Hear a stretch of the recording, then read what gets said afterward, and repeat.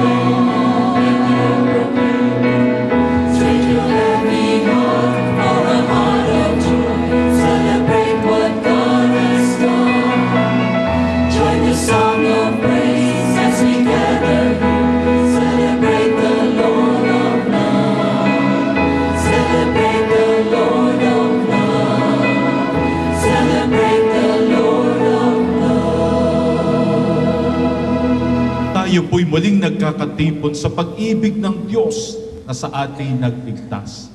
Tayo ginawa niyang kanyang sambayan ng pinili at patuloy na inaanyayahan na sa pag-ibig ay may magkaisa.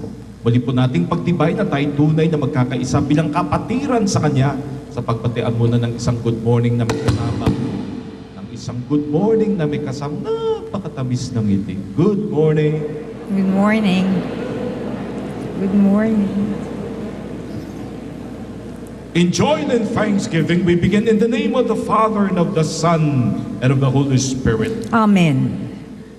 Brothers and sisters, when Jesus offered himself during the Last Supper, he would leave us with one beautiful command. The command that we be made known dahil sa ating pagmamahalan, pag-ibig sa isa't isa. May His peace and love be always with you. And also with you. Tayo po pala'y nilikha dahil sa pag-ibig, iniligtas dahil din sa pag-ibig. At ang spirito ng pag-ibig ay sa ating mga puso'y inilagak ng Diyos ng pagmamahal. For those moments when love was not seen, and the way we spoke, and the way we acted, we asked the Lord's forgiveness. You give us a new commandment to love one another. Our failure to love, Lord, have mercy. Lord, have mercy. By your death and resurrection, you make all things new. For remaining in our old sinful selves, Christ, have mercy. Christ, have mercy. You are our God who remains always with us. For not always remaining in your love, Lord, have mercy. Lord, have mercy. May Almighty God have mercy on us. Forgive us our sins. Bring us to everlasting life. Amen. We join our hearts. We raise our voices to God as we praise Him and proclaim, walhati sa Diyos sa kaitaasan.